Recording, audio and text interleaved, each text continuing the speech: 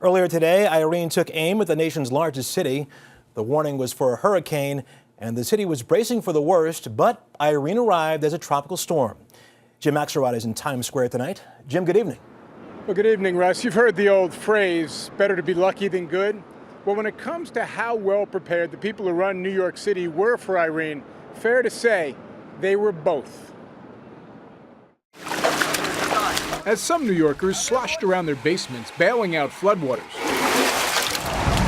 and others contended with more than 650 downed trees, this afternoon, those who'd been ordered to leave for higher ground returned to their homes. I think, kind of shutting down the city was a good thing. And there was remarkably little complaining. If they had underprepared and people had been injured, had died, homes had been flooded, they would have been criticized. No one knows that better than New York Mayor Michael Bloomberg. Really our responsibility to make sure that everybody's safe in the city. The mayor was sharply criticized for the city's slow response to last winter's blizzard. Not this time.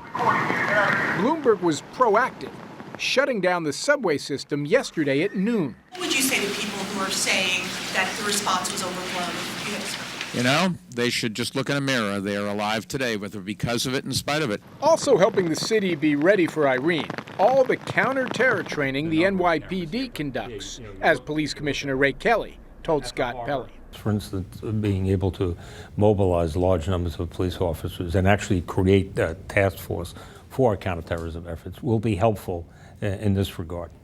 Add in that in this post-Katrina world, if politicians are going to risk catching heat, it's going to be for doing too much, not too little. The choice is to act early and heavily and then take the risk of it wasn't as bad as we thought and then they've overreacted. Or worse, to wait and not to intervene early, have the thing be the worst case scenario, and then you have a way more complex and difficult situation to deal with.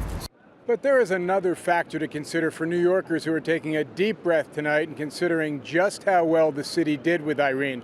At the end of the day, the storm never delivered its forecasted wallop here.